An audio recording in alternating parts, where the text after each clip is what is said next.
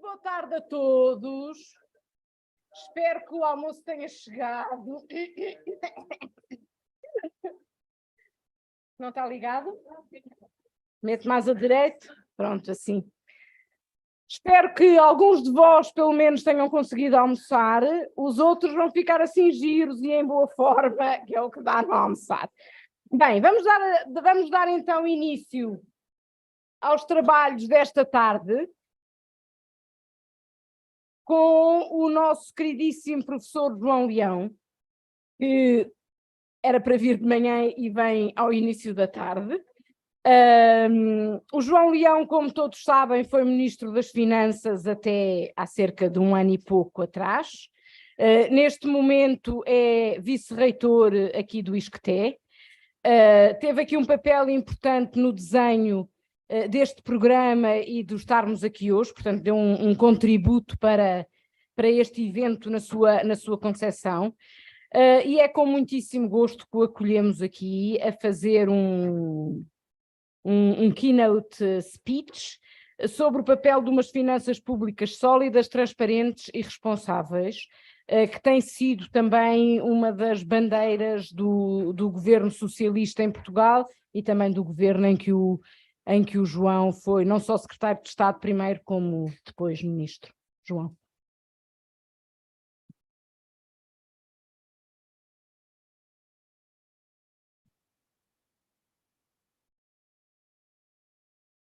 Muito boa tarde a todos. Já está?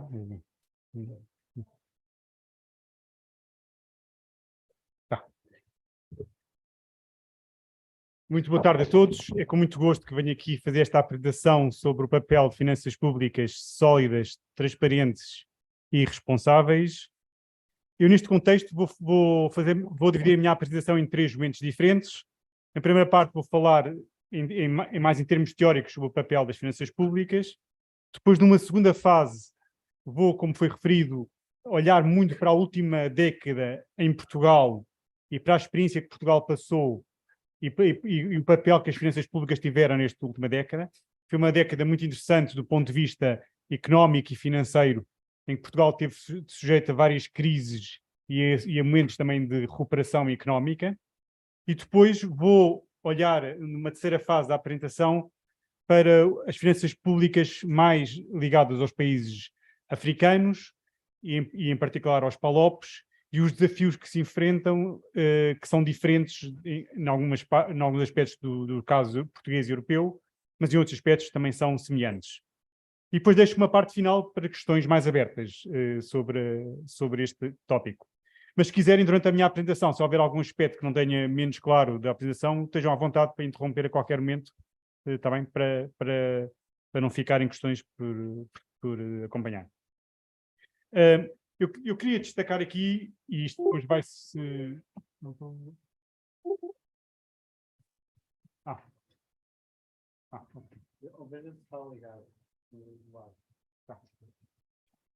Eu aqui depois vou ilustrar com o caso português, com o papel que as finanças públicas têm, que é fundamental para a estabilidade económica e financeira do país, mas não só do país em termos abstratos, é para a vida concreta das empresas e das famílias. E vou ilustrar isto também com a experiência passada de Portugal, o efeito que tivemos, por um lado, do período da Troika que aconteceu, e depois como enfrentámos a pandemia mais tarde, o papel que teve. Por outro lado, o papel que também em Portugal vai ser muito interessante para perceber o papel que as finanças públicas responsáveis têm para assegurar a estabilidade do financiamento do país e do Estado e para assegurar o financiamento em boas condições para que o Estado tenha capacidade para financiar o investimento público e o Estado social, que é importante para os cidadãos.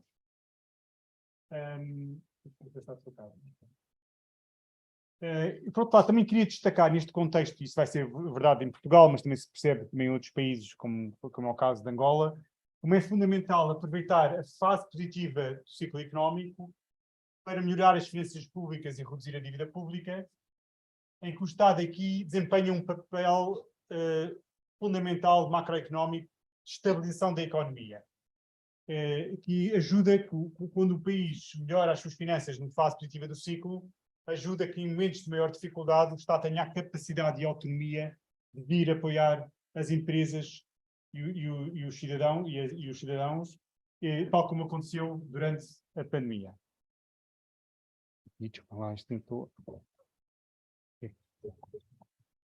E, por outro lado, para além da estabilização do papel fundamental que as finanças públicas têm para ajudar a estabilizar a macroeconómica e ajudar o país em momentos de dificuldade, o Estado conseguir financiar a economia e as empresas e as famílias, também tem aqui um desafio muito importante de médio prazo de financiar grandes investimentos públicos do país e de modernizar o país. E, por outro lado, isto aqui é mais relevante na Europa, as finanças públicas são fundamentais para um dos grandes desafios que a Europa enfrenta, que é o envelhecimento da sua população. Tem que ficar mais aqui. Ou este. Ou este. Ok. Portanto, eu aqui agora vou basear-me aqui na experiência portuguesa, que eu acompanhei esta década de perto, nos primeiros 4 anos como diretor do Gabinete de Estudos Económicos em Portugal, no Ministério da Economia, e depois nos últimos 6 anos e meio como responsável governamental na área das finanças, primeiro como secretário de Estado de Orçamento e depois como Ministro das Finanças. Aqui em 2011, 2014, quando Portugal e outros países do sul da Europa e da periferia da Europa bateram no fundo. Houve uma crise económica, mas também de natureza muito financeira, que atingiu gravemente as finanças públicas na Europa, mas na Europa, na altura, não conseguiu ter ao contrário do que aconteceu durante a pandemia, não conseguiu enfrentar de forma unida a crise financeira que havia. Os países tiveram que enfrentar-se sozinhos e com uma desconfiança geral de outros do norte da Europa, e isto fez com que a Europa, os países mais periféricos, enfrentassem uma crise das dívidas soberanas, sucedeu a uma crise mundial de 2009, que era a crise do subprime. Portugal, sim, teve um programa de ajustamento financiado com a Troika, com o FMI, a Comissão Europeia e o Banco Central Europeu. E este foi um programa de ajustamento que procurava um programa que acabou por ser um programa de austeridade, que queria reduzir rapidamente o déficit orçamental, aumentando muito os impostos e cortando muito nas despesas, inclusive despesas sociais. E fez isto num momento de grande crise económica e de vulnerabilidade das empresas e das famílias. Portanto, num momento de crise económica, um programa de austeridade tende a fazer com que acentuar ainda mais a crise económica e a tornar mais difícil a recuperação económica do país. E vamos ver que Portugal, nesta altura em que as famílias e as empresas estavam com grandes dificuldades, o que o Estado teve que fazer durante este programa de ajustamento foi cortar nos apoios sociais, cortar no investimento público e aumentar os impostos. E isso acentuou ainda muito mais a crise económica. Portugal, em 2012 e 2013, bateu no fundo, a economia caiu cerca de 5%, e face ao potencial, porque a economia já vinha numa situação frágil, estava a cair cerca de 10%, que é brutal do ponto de vista económico, foi uma queda muito acentuada, e esteve associado também a um aumento muito elevado do desemprego. O desemprego em Portugal passou para 17% em 2013. Portanto, isto mostra como é que foi o facto de, na altura, não se ter usado na Europa e em Portugal e nos países periféricos as finanças públicas, a Europa não ter feito de forma unida e enfrentado esta situação e ter conseguido usar as finanças públicas para estabilizar a economia, o que fez foi acentuar ainda mais a crise económica e acabou por ter muita dificuldade por essa razão, na maioria das finanças públicas. Porque quando se cortava nas despesas e aumentava os impostos, a economia caía mais, mas isso também, como os impostos dependem da situação da economia, também dificultava a própria recuperação da economia. Qual foi o efeito destas medidas? Foi, como referido, do ponto de vista económico, tiveram este impacto muito significativo, negativo, mas do ponto de vista...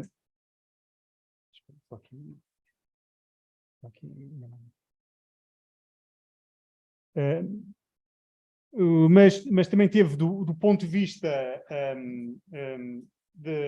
não só de um conjuntural negativo, mas também teve de um impacto estrutural.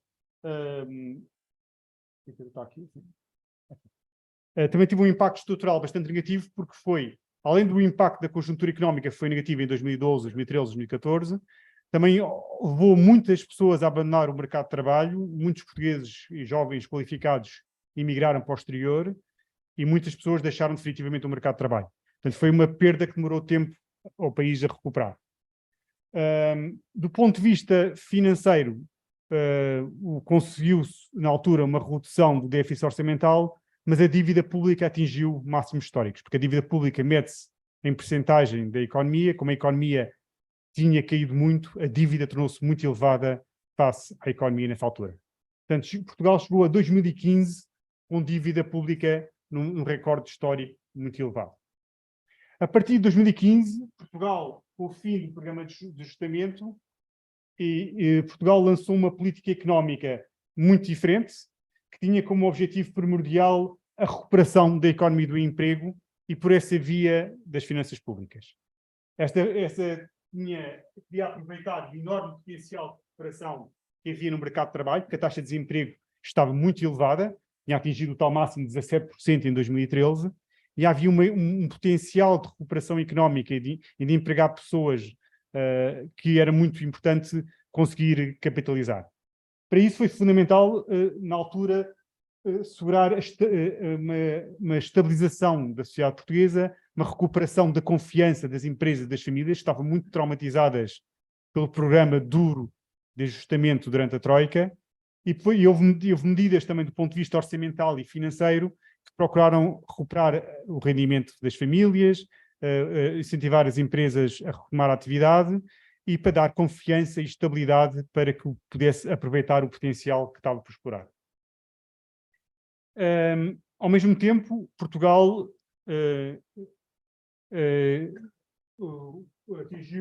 conseguiu uma grande recuperação económica na sequência dessa crise, e que esse potencial e essa recuperação económica muito importante que houve contribuiu dessa forma para as contas públicas, a melhorar a receita do Estado e para reduzir a dívida pública em percentagem do PIB. Foi assim que, passado 4 anos, Portugal atingiu o primeiro excedente orçamental da sua história, teve, portanto, contas públicas positivas e conseguiu, isso foi o país da União Europeia que mais reduziu a dívida pública neste período. Para isto foi fundamental a recuperação do mercado de trabalho. O emprego neste período cresceu cerca de 10%. A economia cresceu acima do nível da União Europeia. Mas, sobretudo, a dinâmica de recuperação do mercado de trabalho, que é fundamental para a economia e para a sociedade, mas também para as finanças públicas, foi fundamental para este desempenho. É importante aqui destacar uma lição que se tirava daqui e que o próprio Fundo Monetário Internacional reconhece este ano no Economic Outlook, no relatório sobre a economia mundial deste ano. O Fundo Monetário Internacional reconhece que em programas de austeridade, no contexto em que as economias estão em grandes dificuldades, não são, em geral, eficazes. E a experiência portuguesa mostra isso. Nos primeiros 4 anos, a economia afundou-se e a dívida pública atingiu o nível máximo histórico. Portugal, a partir daí, a partir de 2015, conseguiu um programa de recuperação económica, de estabilização da economia, e aí conseguiu não só estabilizar a economia, mas ter aqui um equilíbrio virtuoso em que conseguiu também recuperar as finanças públicas. A recuperação das finanças públicas foi também importante para a credibilização do Estado português, para reduzir em muito as despesas com juros, que ajudaram a continuar a financiar o Estado Social, a investir mais em outras áreas, porque tivemos uma poupança muito significativa com a redução dos juros.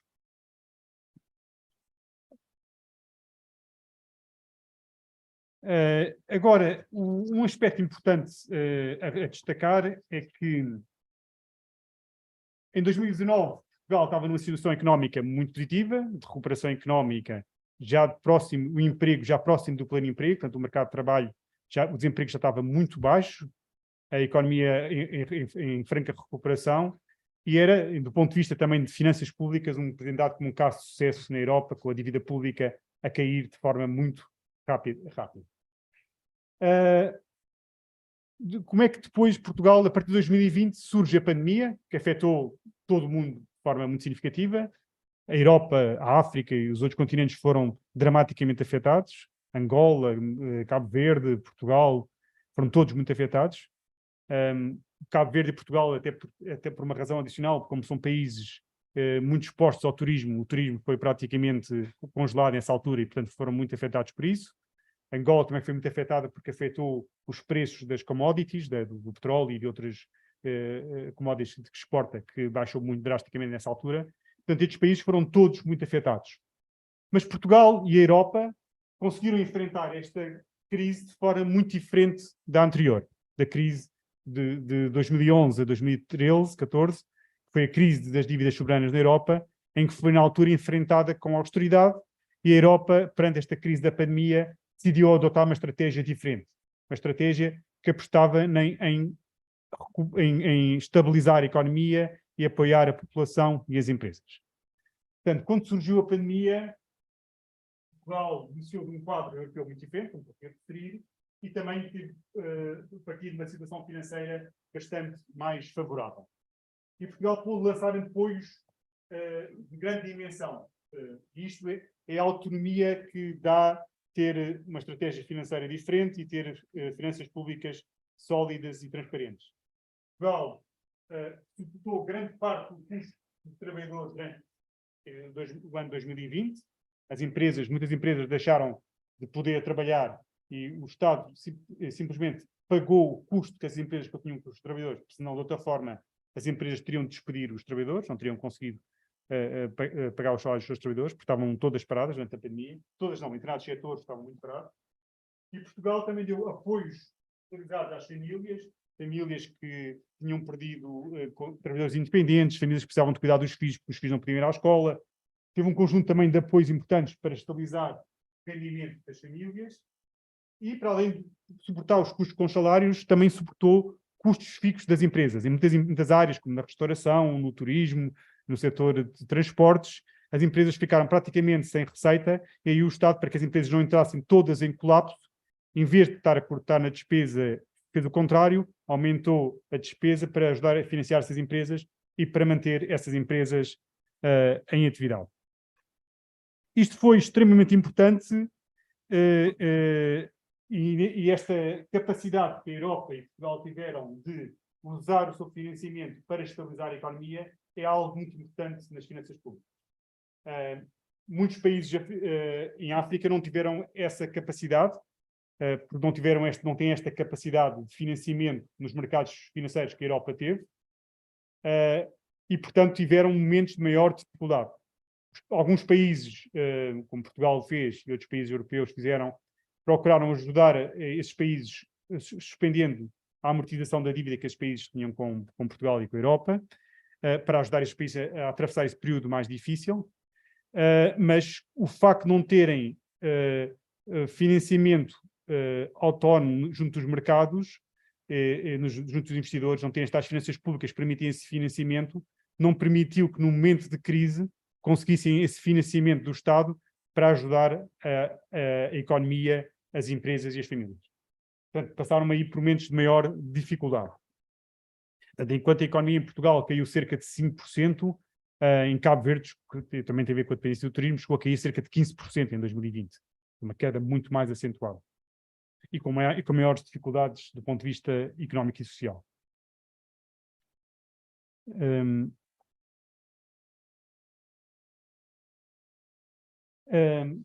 Então, Portugal e a Europa, por terem esta capacidade financeira, conseguiram mobilizar recursos financeiros que existentes, conseguiu fazer um dos papéis importantes do Estado, que é o papel de estabilização macroeconómica. No momento de crise, em vez de vir acentuar a crise com o problema da austeridade, fizeram exatamente o oposto. Conseguiram, no momento de crise, vir apoiar a economia, as famílias e as empresas para evitar acentuar ainda mais a crise. Isto fez com que Portugal mantivesse o essencial, preservasse a sua capacidade produtiva durante esta crise de 2020 e 2021. Está-me a chamar a atenção de que tem que estar aqui próximo do microfone. Conseguiu preservar o essencial da sua capacidade produtiva. O emprego em Portugal manteve-se relativamente estável, apesar de uma crise económica significativa. As empresas não despediram os trabalhadores porque tinham apoios para suportar os custos dos trabalhadores. As empresas não entraram em falência, as falências até se reduziram durante este período. As empresas mantiveram, e a capacidade produtiva, as empresas e os trabalhadores mantiveram-se nos seus postos de trabalho. e prontos para a recuperação pós-pandemia. Isto permitiu que, com o fim da pandemia em 2022, no início de 2022, o emprego já tenha recuperado, ultrapassado mesmo o valor anterior à pandemia, já está em 2% acima de 2019, que é o ano anterior à pandemia. Portanto, o emprego em Portugal agora está em máximos históricos, o que está a gerar um conjunto de outros desafios em Portugal. Portanto, na habitação, um dos problemas é também a recuperação económica que está a pressionar os preços na habitação. Por outro lado, a economia já está 3,3% acima de 2019.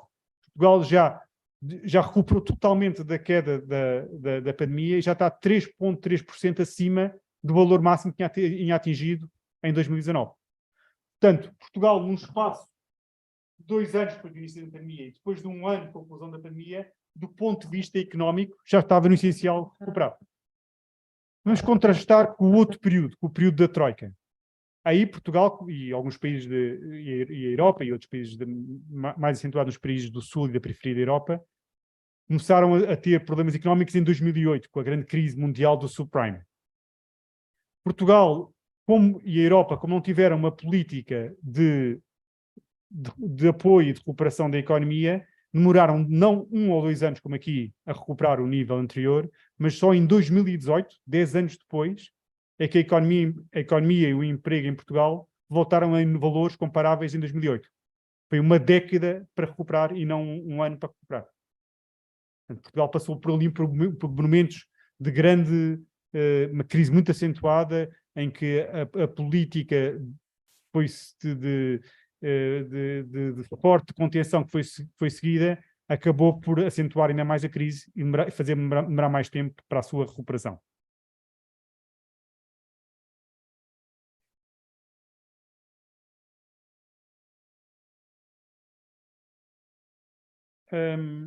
Agora queria destacar que Portugal, esta semana, apresentou também um programa de estabilidade para os próximos 4 anos, em que Portugal compromete, que haja conjuntura económica seja favorável, como está lá previsto, continuar um programa de redução da dívida pública.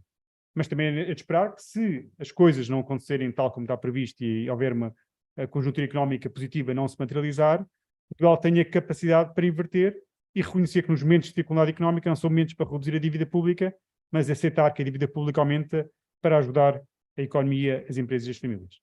Mas Portugal agora compromete-se com um programa significativo de redução da dívida pública. Está previsto que até 2025 a dívida pública fique abaixo dos 100% e que até 2027 a dívida pública se aproxime muito da média da União Europeia. Aí Portugal deixa o grupo de países, passa a ser o país de todo o sul da Europa com menos dívida pública, menos que a Espanha, que a França, que a Itália, que a Grécia e que todos os outros países do sul da Europa, e passa a ser um país, deixa de ser um país altamente endividado. Portanto, está aqui numa fase de recuperação muito significativa, positiva das finanças públicas. Tudo isto num contexto de recuperação económica e sem austeridade. É aproveitar os bons momentos da recuperação económica, potenciar essa recuperação económica e reduzir essa dívida pública nessa altura para, nos momentos em que há adversidade, permitir fazer exatamente o contrário. E esta capacidade de estabilização é fundamental. Mas esta capacidade de ter finanças públicas sustentáveis e sólidas é importante não só para a estabilização, mas também é importante para o Estado conseguir financiar os seus investimentos e o seu Estado social. Eu queria chamar a atenção que, durante o período difícil do programa da Troika, em 2011, 2015, Portugal cancelou um conjunto de série de investimentos públicos. Até investimentos públicos que já estavam em execução, já estavam a meio, foram cancelados e a obra ficou parada a meio, em muitos casos. O Estado português teve muitas vezes pagar, depois mais tarde, em tribunal, indenizações elevadíssimas aos construtores por ter cancelado esses investimentos públicos e atrasou-se aí muito o investimento e a modernização do país por ter cancelado esses investimentos públicos. Agora está a fazer exatamente o contrário. Agora, por um lado, com o apoio do PRR, mas não só, o governo português tem estado paulatinamente a recuperar muito o investimento público e a modernizar o país com infraestruturas públicas. Portanto, ter finanças públicas sólidas e sustentáveis também é importante para financiar o investimento e as infraestruturas. Durante os momentos de dificuldades, Portugal cancelou os investimentos, Portugal, todos os países do sul da Europa que tinham dificuldades nas finanças públicas foram forçados a cortar muito o seu investimento público, que atingiu valores mínimos históricos nesses países. Agora, um outro desafio importante que existe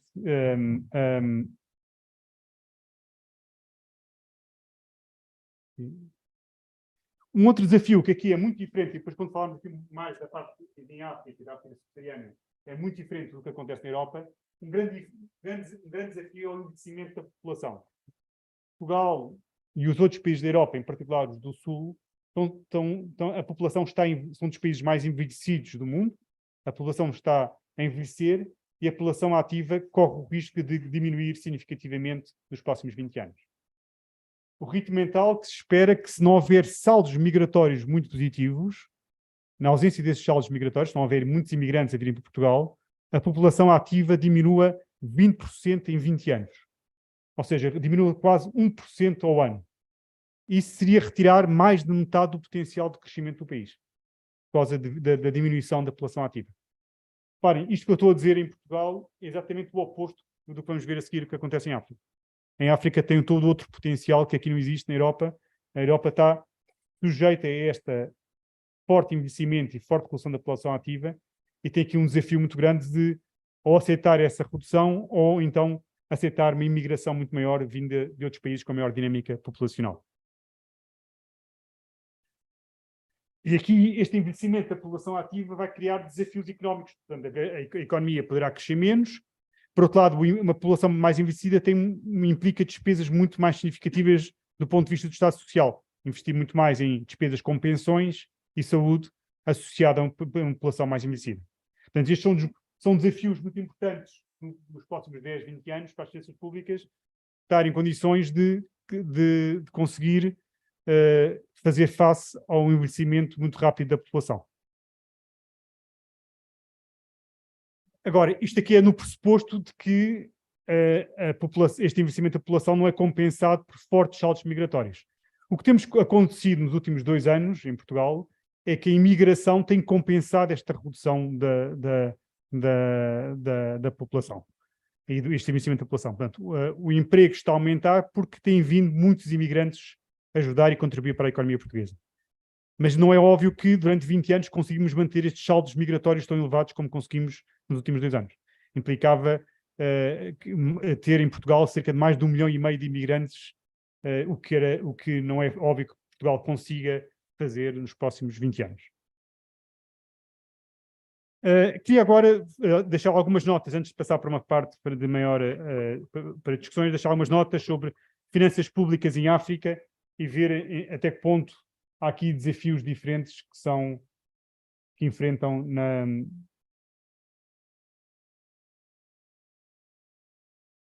Portanto, em África temos... Espera aqui. A África está numa situação totalmente oposta à da Europa. A população da África subsaariana está em grande crescimento. É previsível passar a população da África subsaariana de 1.000 milhões atualmente para cerca de 2.000 milhões em 2050. Pouco mais de 25 anos. Portanto, a população está em grande crescimento e nós vemos que Angola é um exemplo disso. A população de Angola vai crescer exponencialmente nas próximas décadas e tentado a crescer já assim no passado. No início do século, a população de Angola era semelhante, era pouco superior à portuguesa, pouco mais de 10 milhões de habitantes, e neste momento Portugal mantém os mesmos 10 milhões de habitantes, mas Angola já tem 33 milhões de habitantes. Portanto, a população está em grande crescimento e vai continuar. Há quem preveja mesmo que a população de Angola até ao final do século se aproxime da população do Brasil, se chega a atingir os 200 milhões de habitantes. Se as dinâmicas populacionais se mantiverem, é muito difícil prever a 80 anos, mas se as dinâmicas se mantiverem nas previsões feitas pelas Nações Unidas, chegam até aos 200 milhões de habitantes. Portanto, os desafios deste ponto de vista são exatamente os opostos. Enquanto aqui lidar com uma população envelhecida e com o Estado Social, ao nível das pensões e da saúde necessário para isso, aqui temos exatamente aqui um potencial devido a este crescimento da população muito elevado. O crescimento da população em África, para termos uma ideia, vai representar até 2050, metade do crescimento da população mundial. Ou seja, a África é o país de futuro em termos de crescimento da população ativa e dos trabalhadores. E, por outro lado, temos aqui, portanto, dois grandes potenciais. Por um lado, há um potencial ainda por explorar desenvolvimento do aumento do PIB per capita por trabalhador em África, e, para além disso, há um potencial enorme de crescimento com base no crescimento da população. Mas, para isso, vai ser... Porque não está a funcionar.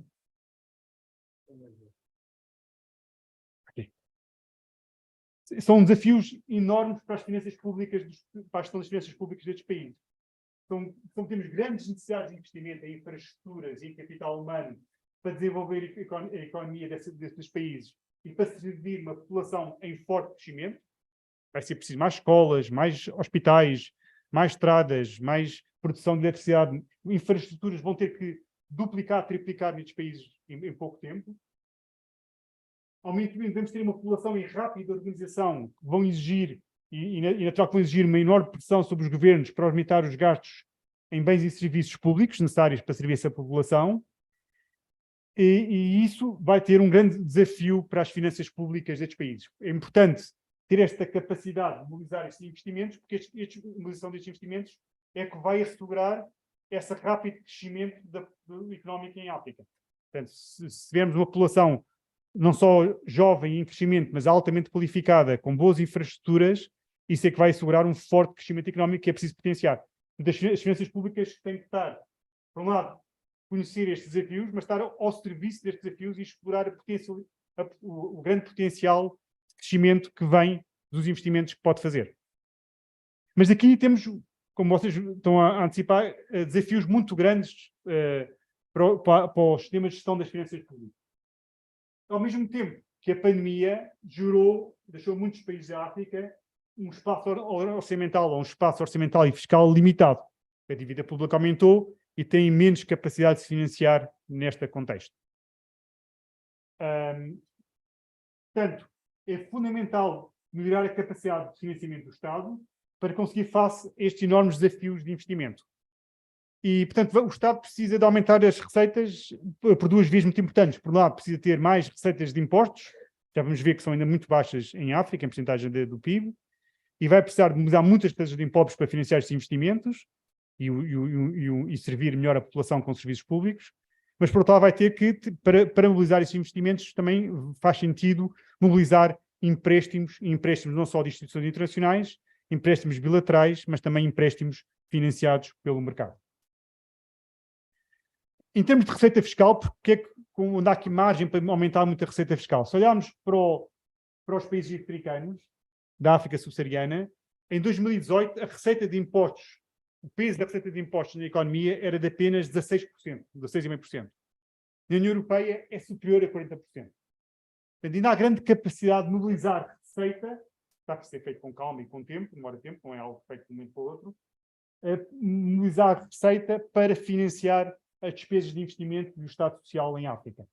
Vai ser fundamental intensificar os esforços para aumentar as despesas fiscais, alargar a base de tributação, garantir uma distribuição e um pagamento de impostos de âmbito mais largo e mais justo, e ter um sistema fiscal mais eficiente. E vai ser fundamental garantir uma reforma da política tributária para tornar mais eficiente e também uma gestão das finanças públicas mais transparente e com uma boa governança, para que a população que está a suportar estes impostos também reconheça daí os benefícios e associe aí os benefícios que vêm de ter mais escolas, mais equipamentos, mais hospitais, mais equipamentos de transporte, de estradas e outras infraestruturas. Portanto, uma das formas de melhorar isso é também garantir que há dois processos muito importantes para garantir que este aumento de receitas seja feito com o apoio da população. A população quer estes serviços públicos, quer esta melhoria das infraestruturas e dos serviços públicos que a servem. Mas é importante, quando está a suportar impostos, que perceba que essa receita está afeta ao serviço da população. Portanto, uma forma de mobilizar isso é os governos consignarem a receita vamos cobrar esta receita, mas vai ficar consignada estas despesas de investimento que vão gerar um benefício para a população e vão gerar um crescimento económico significativo.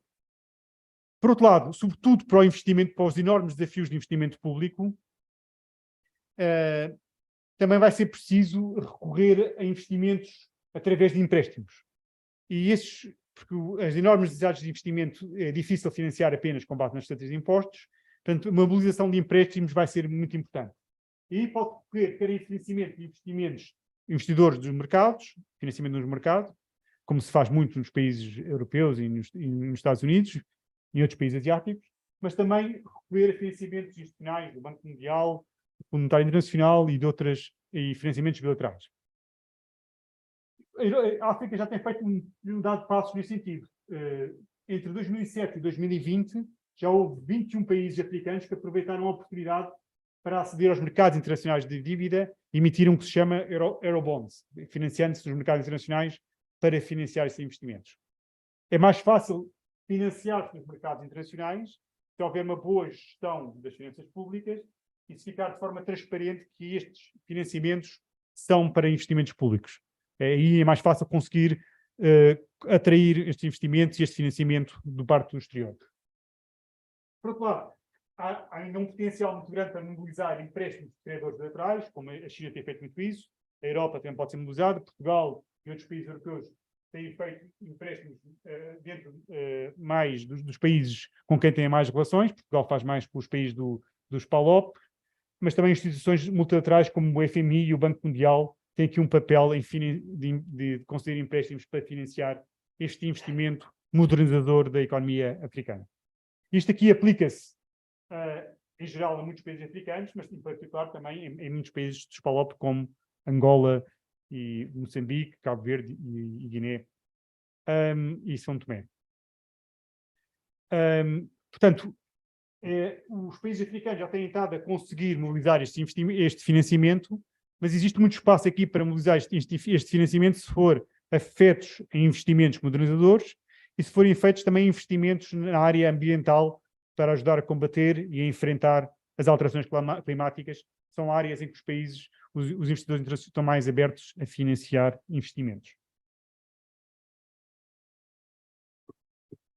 Mas para mobilizar estes financiamentos, quer de mercado, quer de instituições internacionais, é fundamental ter finanças públicas sólidas, transparentes e sustentáveis.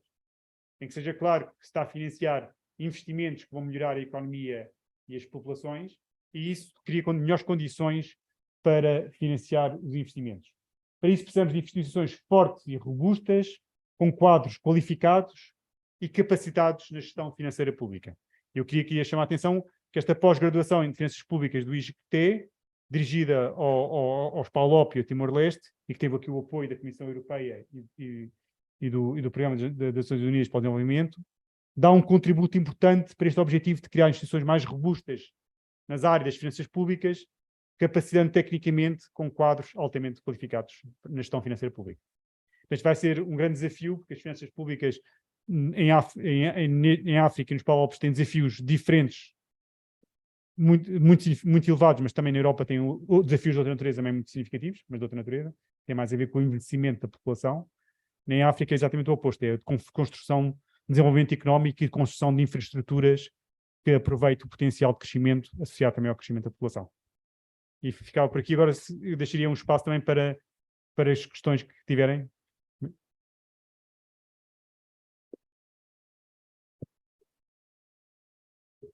Obrigada, João. Abrimos então um espaço para questões.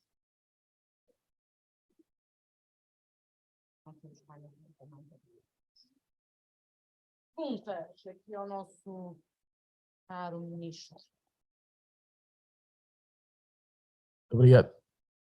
O professor tive a vantagem de tomar o seu lugar na intervenção hoje de manhã, então o seu desafio era de gerir a apresentação com o pós-almoço, então imagino que não foi assim fácil. Eu tenho só uma pergunta em relação ao estoque de Eurobonds. Não gosto muito dos Eurobonds.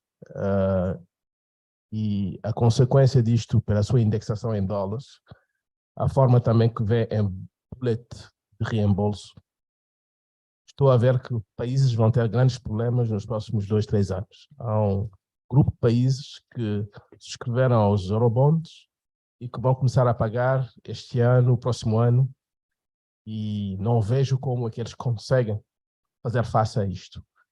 A menos que houvesse uma ideia no futuro para pelo menos ligar essa questão dos Eurobonds com alocações possíveis que poderiam existir no Fundo Monetário, do SDR. De tal forma que isso ia trazer uma credibilidade adicional sobre o uso daquele dinheiro para os países e ter taxas de juros muito mais baixas, porque as taxas que vêm com os Eurobonds são extremamente elevadas para muitos desses países. Penso que na média estão a 8%, 9% para alguns países, e por cima a chegar ao dólar. Qual é a sua opinião em relação a isto e a sua experiência? Não sei se Portugal tem o equivalente, mas penso que é um instrumento que serviu. O estoque é 140 bilhões, para mim é muito, e infelizmente foi para... Não, a maioria não foi para os investimentos produtivos, porque o país também tinham que fazer face aos custos e despesas sociais, então tiveram que utilizar isto, e nós todos sabemos que não houve retorno e não haverá retorno em termos de rendimentos para poder pagar a dívida. Sim, pode ser. Muito obrigada. Eu gostaria de perguntar como é que pensam ultrapassar a questão da sustentabilidade do sistema de segurança social, tendo em conta que falou do envelhecimento da população. Se há o envelhecimento da população, quer dizer que há menos pessoas a contribuírem para garantir a sustentabilidade do sistema de segurança social. Como é que pensam ultrapassar essa questão? Acha que só com tanto incentivos a atrair os quadros dos outros países para virem para cá, isso será suficiente? Obrigado.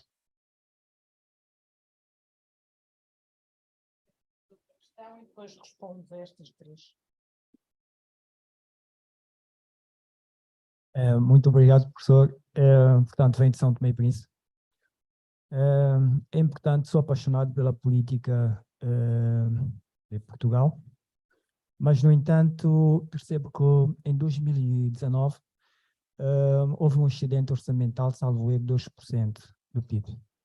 E no segundo trimestre do ano passado também houve um aumento do excedente orçamental de 1,2% relativamente à União Europeia, que são 3,3% do PIB. Portanto, essa sustentabilidade das finanças públicas face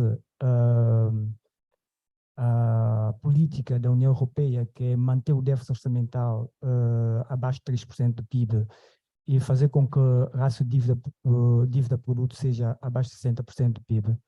Qual é a política por detrás da sustentabilidade das finanças públicas? Outra questão que para mim é pertinente, quais são as reformas que estão por detrás da sustentabilidade das finanças públicas, sobretudo o excedente orçamental? Outra questão, os princípios orçamentais, não consignação, vai contra a realidade que apresentou para a África. A África, nós sabemos que tudo é para apagar fogo, e quando é vulnerável a nível externo. Disse que as despesas, a arrecadação de receita deve estar consignada a uma determinada despesa. Quando a nível social estamos a falar de saúde, educação, precisa de grandes investimentos e realmente a receita interna não é compatível. Bom, podes então responder, mas peço-te que ligues o microfone. Assim. A seguir, está bem? São aqui excelentes questões sobre temas um pouco diferentes. A primeira questão, eu percebo perfeitamente, há aqui um desafio, o financiamento externo, sobretudo se for em moeda estrangeira, penso que era a preocupação, cria riscos de financiamento. Quando financiamos uma moeda estrangeira, temos de ter mecanismos para proteger esse risco, sobretudo quando vem uma desvalorização de moedas que agravem essa questão da dívida.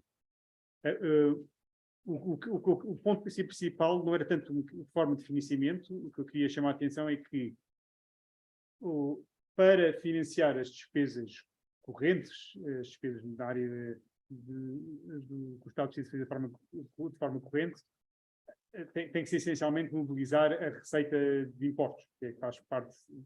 Mas as grandes despesas de investimento que vão ser precisas numa fase inicial em valores muito elevados, é difícil financiar tudo internamente com receitas de impostos ou outras receitas. Portanto, daí acaba por ser importante conseguir mobilizar empréstimos para ter empréstimos, além do investimento, não estou a falar aqui do investimento privado, também é importante mobilizar o investimento privado nos PALOP e em África em geral. Mas para além da mobilização do investimento privado, um investimento público na área das infraestruturas, na área da saúde, na área da educação, o investimento vai ser preciso muito elevado também na parte das alterações climáticas. Preciso de sistemas de regas importantes, porque vai haver zonas em que vai haver. A África ainda depende muito da agricultura com base na chuva, não tem sistemas de irrigação tão desenvolvidos como existem em alguns países que já estão feito estes investimentos há mais tempo. Portanto, para mobilizar estes investimentos muito significativos, vai ser preciso recorrer adicionalmente a empréstimos. Além de programas de apoio e financiamento, mas também programas de empréstimos. E estes programas de empréstimos podem ser feitos ou empréstimos, como referiu, a entidades multilaterais, como o FMI e o Banco Mundial, mobilizar estes empréstimos e mobilizá-los também na área ambiental, onde também essas instituições estão muito abertas a financiar investimentos, mas também ter a capacidade de financiar esses investimentos por empréstimos ao setor privado. O setor privado pode ser o setor nacional, pode ter menor ou maior capacidade de financiar, ou no limite ao setor externo, que é o caso dos eurobonds, que são financiamento nos mercados internacionais. Agora, quando se financia nos mercados internacionais, é importante ter mecanismos de proteção de riscos. E isso ajuda-se, depende do contexto dos países. Há países que, como é o caso de Cabo Verde, tem uma moeda muito estável face ao euro, portanto o risco de natureza cambial não é significativo.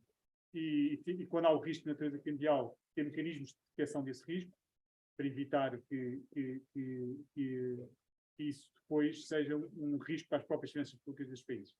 Agora, as necessidades de investimento são de tal modo colossais, e é tão importante fazer estes investimentos para que possa crescer rapidamente e melhorar as condições de vida da população, que a África não pode perder esta oportunidade de fazer esses investimentos.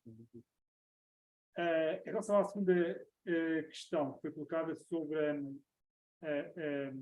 as questões demográficas, em Portugal é talvez o principal problema dos próximos 10 e 20 anos. A previsão de cada população ativa é de forma dramática. Portugal tem aqui um problema do ponto de vista do mercado de trabalho, que é tem uma população jovem que é muito reduzida, não são poucos jovens, e são todos bastante altamente qualificados, que é bom. Agora, é importante mantê-los, conseguir atrair e manter esses jovens altamente qualificados, em parte em Portugal. E, por outro lado, Portugal, na parte de não qualificados, está com um déficit tremendo de trabalhadores, na parte de trabalhadores não qualificados. Não há jovens não qualificados a chegar ao mercado de trabalho em quantidade suficiente. Aí, Portugal poderá beneficiar da imigração. Países, sobretudo, que têm saldo de crescimentos da população muito elevado, até pode não ser negativo, até pode ser positivo para esses países, que parte dos jovens venham para a Europa, porque o crescimento da população é tão difícil, que é difícil a esses países conseguirem dar emprego e condições a todos, que é um crescimento exponencial da população. A África é apresentada como o país que vai, o único grande, a África subsaariana, como a única região do mundo cuja população ativa vai estar em forte crescimento nas próximas décadas. A Índia ainda vai crescer algum tempo na Índia, na China já está a cair a população ativa, na Europa também está com um problema de redução da população ativa. A África vai ser o país em que vai ter a população ativa em forte crescimento. É natural que neste processo de 10 a 20 anos, uma parte dos imigrantes que venham de Portugal venham dos países que tenham língua portuguesa, de língua portuguesa. O que está a acontecer neste momento não é tanto de África, há pouca imigração vinda de África, há alguma, mas não é assim grande, muito expressiva. onde Portugal está a atrair imigrantes de forma massiva é do Brasil e depois também dos países do subcontinente indiano. Não é? É aí que se está a ser de forma mais significativa a imigração. É possível que depois, nos próximos anos, também haja de alguns dos países africanos mais imigração para Portugal. A estratégia do governo português perceber que a estratégia do país, do governo português, e penso que aí há um certo consenso na sociedade portuguesa, é que nos próximos 10 a 20 anos não há nada a fazer. Portugal ou tem mais trabalhadores vindos de fora, ou então a economia entra em quase estagnação. Porque, ao mesmo tempo que o país está a tomar medidas muito significativas para tentar estabilizar os saldos naturais, para haver mais nascimento e para que deixe de haver uma redução concentrada da população por via natural, a diferença dos nascimentos e as mortes, está a tomar medidas muito significativas a isso, com maiores apoios às famílias, com créditos gratuitos, está a tentar inverter esse ciclo, mas esse ciclo não tem um efeito nos próximos 20 anos para o mercado de trabalho. Não é?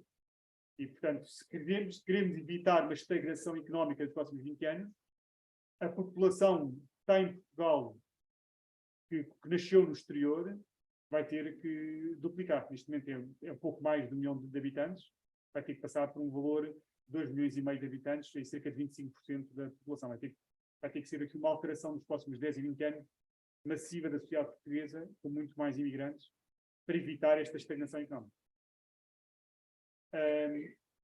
E é isso que Portugal tem feito, é dos países vistos do ponto de vista das regras e do ponto de vista dos países mais acolhedores para quem vem do exterior.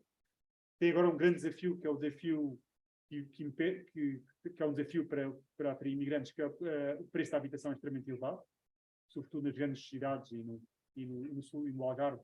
É difícil os trabalhadores que vêm de fora conseguirem com os seus salários para suportar os custos da habitação, que está muito elevado.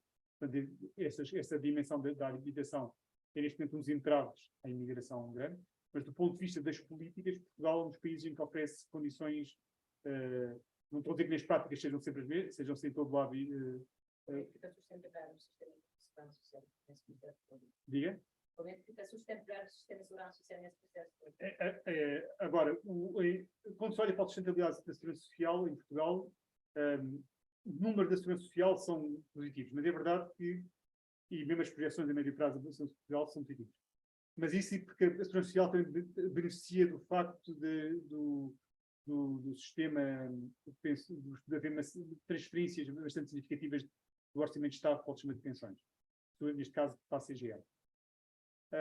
Mas, nos próximos 20 anos, se não houver capacidade de produção esta capacidade que o Estado tem de continuar a reduzir a dívida pública vai reduzir-se muito. É importante conseguirmos fazer agora para que não tenhamos que reduzir mais a dívida pública daqui a uns anos. Para que daqui a uns anos nos concentremos em conseguir dar boas condições a uma população que está mais envelhecida, não é? Portanto, porque vai criar, se não houver uma dinâmica de atração de trabalhadores que têm que vir do exterior e de retenção de alguns quadros, jovens quadros que ficarem em Portugal, se não houver essa capacidade, Portugal vai ter um crescimento económico muito mais baixo e a sustentabilidade financeira do país vai ser muito mais exigente e, portanto, e as pensões são relevantes não só para a sustentabilidade do sistema de pensões, mas também para a sustentabilidade financeira do país. Então, é a despesa mais importante que o Estado faz. E, portanto, para assegurar isso, vai ser um desafio muito maior e, portanto, Portugal aí é muito importante os passos que deu nos últimos, desde na última década, ou seja, o emprego cresceu face ao pior período negro do período da Troika em 2013, o emprego já cresceu de 17% e a dívida pública é tentada em forte redução. E isto oferece-nos condições, as melhores condições que temos para a tal sustentabilidade social. Em relação às questões que colocou, Portugal, a base Portugal está a conseguir resultados orçamentais e financeiros muito positivos. Agora, em 2013, Portugal era visto, e até 2015, mesmo quando assumi funções, Portugal era visto como uma das ovelhas negras da Europa do ponto de vista das finanças públicas, e hoje é visto como um caso de sucesso do ponto de vista das finanças públicas. Então, quando Portugal vai, mesmo nos conselhos de ministros das finanças, Portugal é visto como um exemplo de país que conseguiu resolver o problema das finanças públicas. Mas isso foi conseguido, em grande parte, porque conseguiu ser uma estratégia de recuperação da economia e do emprego. Também beneficiou de fatores externos positivos, ou seja, Portugal teve aqui uma dinâmica muito positiva associada em vários setores. O setor do turismo foi extremamente importante. Duplicou, excluímos a parte do Algarve, também parte de todo o resto do país. O turismo duplicou face há 10 anos atrás, no turismo, o que é um aumento brutal do turismo em Portugal. Portugal conseguiu ser um país também muito atrativo para as empresas instalar serviços na área das tecnologias, para aproveitar os jovens quadros qualificados que Portugal tem. E o facto das empresas, Portugal ser um país atrativo para localizar negócios e para os quadros qualificados viverem. Portugal agora tornou-se um país atrativo. E conseguiu, e o sucesso das finanças públicas tem a ver com o sucesso da recuperação económica. Ou seja, o facto de Portugal, do emprego ter aumentado, como disse, 18% face a 2013, é que esteve na base da melhoria do déficit orçamental e da redução da dívida. Eu queria só chamar a atenção que mais de metade das receitas do Estado vem do mercado de trabalho, vem do IRS e das contribuições para a Segurança Social. Portanto, esta dinâmica de crescimento do emprego é que esteve associada à melhoria. Portanto, teve que haver aqui uma política na área macroeconómica e orçamental que estimulasse a recuperação do emprego, que havia um potencial enorme para havia muita gente desempregada em Portugal, e agora já está a basear-se mais na atração de imigrantes, para conseguir melhorar a economia e as finanças públicas. E com isso se atingiu um excedente em 2019, de 0,1%, e o ano passado, no primeiro semestre de 2022, pouco depois do que eu saí do governo na altura, Portugal, naquele ano, que acabava no primeiro semestre de 2022, teve um excedente máximo de 1,1%. Portanto, dos países da Europa com maior excedente orçamental. E isso é importante para os desafios que Portugal enfrenta. Enfrenta os desafios do início da população, enfrenta os desafios da dívida pública, apesar de estar em forte queda, ainda está a um nível elevado. E neste contexto em que as taxas de juros vão subir muito e que pode haver aumentos ainda mais súbitos das taxas de juros, é importante ter as contas públicas sólidas e sustentáveis para enfrentar estes períodos.